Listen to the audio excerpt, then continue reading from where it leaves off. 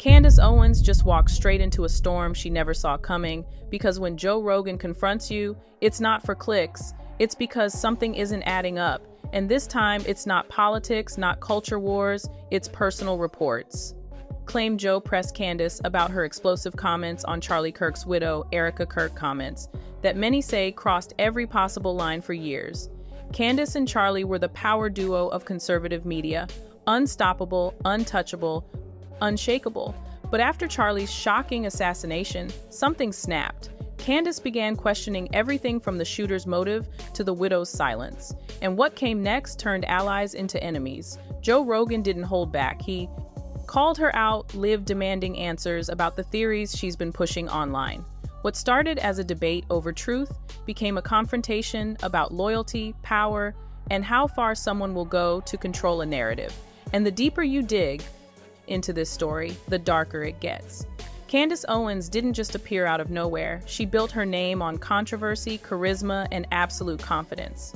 She was the voice that said what others were too afraid to say, the woman who walked into every debate like it was a battlefield. From her early days as communications director at Turning Point USA to her viral clashes on mainstream media, Candace knew exactly how to own the spotlight. She thrived on chaos. She thrived on attention.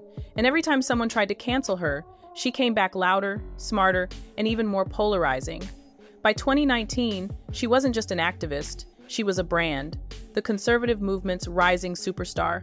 Her partnership with Charlie Kirk wasn't coincidence, it was chemistry.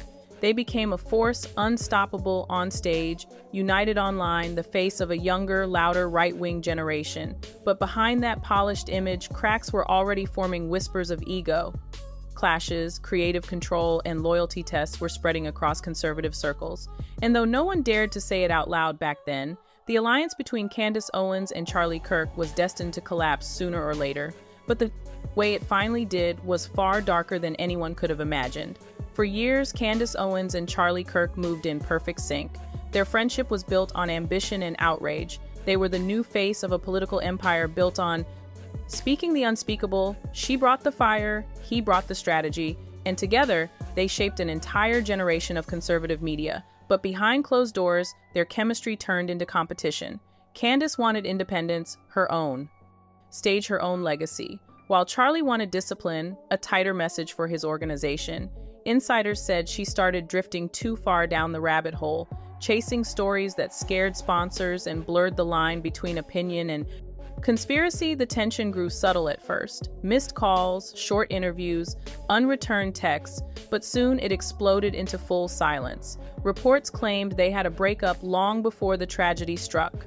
Not romantic, but ideological. Charlie distanced himself from her live on air, refusing to endorse her new theories, and Candace took it personally.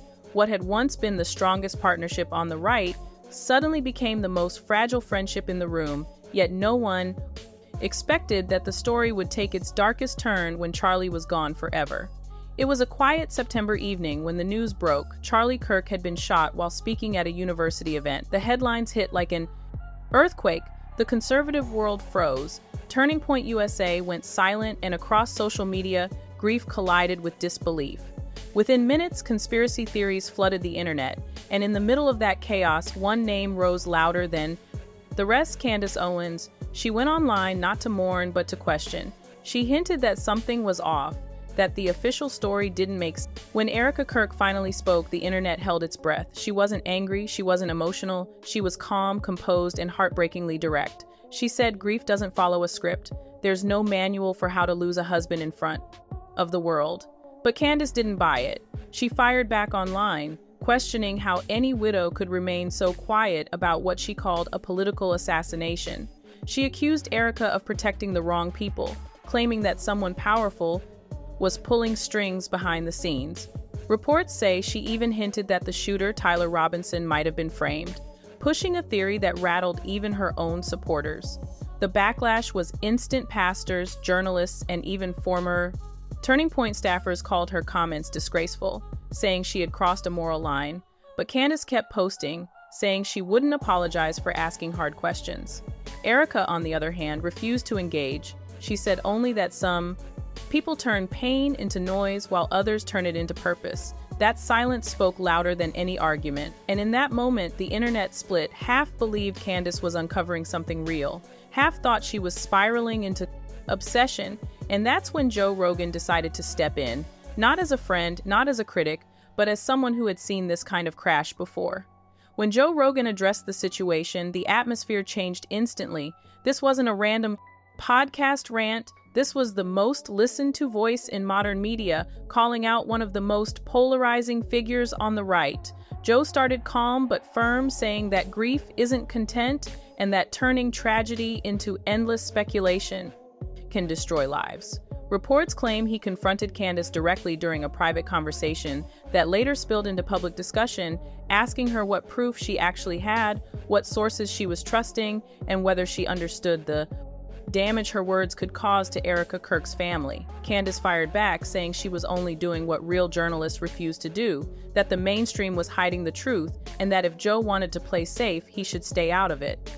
According to people close to the show, Joe didn't hold back. He reminded her that truth without evidence is just theater, and that every time she posts a theory, millions believe it.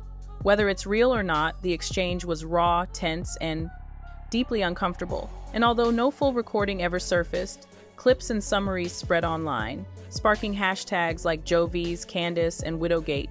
Some fans called it necessary. Others saw it as betrayal from one ally to another, but behind that clash lay something deeper, a fight for control over the conservative narrative itself. After Rogan's confrontation, everything began to unravel. Candace's supporters grew louder, but so did her critics. Conservative media outlets started distancing themselves, major sponsors paused, collaborations, and Turning Point insiders quietly began deleting old photos and videos that showed her alongside Charlie Kirk. What had once been a symbol of unity was now a battlefield of blame. Rumors spread that Candace was being investigated for defamation, though nothing official was confirmed, and her podcast numbers surged as controversy fueled curiosity. She called it proof that people were waking up, but to others it looked like obsession. The widow, Erika Kirk, continued her quiet ascent, taking over parts of Charlie's organization, focusing on charity and faith-based outreach while avoiding the chaos around her. Her calm presence only made Candace's fire look more unhinged. Joe Rogan's name kept trending as fans dissected every word of their supposed argument.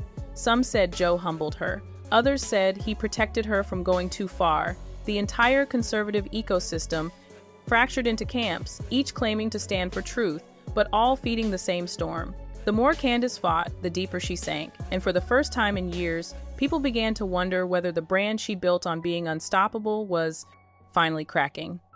What happened between Candace Owens, Joe Rogan, and Erika Kirk wasn't just a feud, it was a warning shot to every public figure who thinks they can control the truth. In a world where information moves faster than empathy, where followers crave outrage more than facts, even the strongest voices can drown in their own echo. Candace built her empire on confrontation, but this time she was fighting ghosts.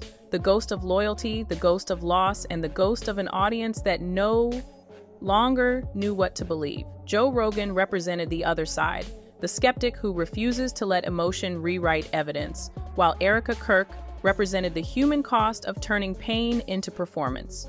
When these three worlds collided, exposed something raw about modern influence, how grief becomes content, how controversy becomes currency, and how morality becomes a tool for engagement.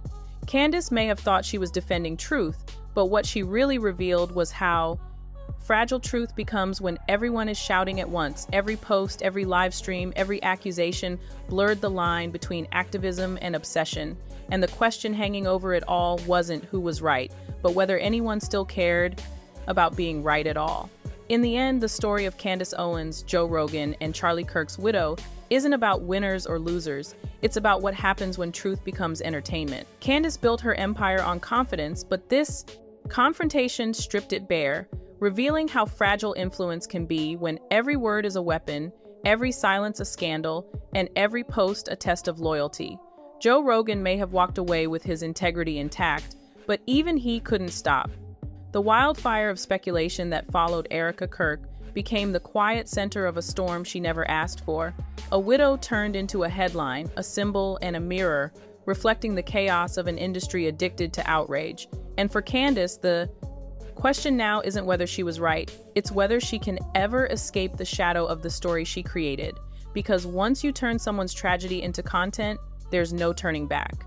The clicks fade, the followers move on, and all that's left is the echo of your own words. A reminder that in the pursuit of truth, some people lose everything, including themselves.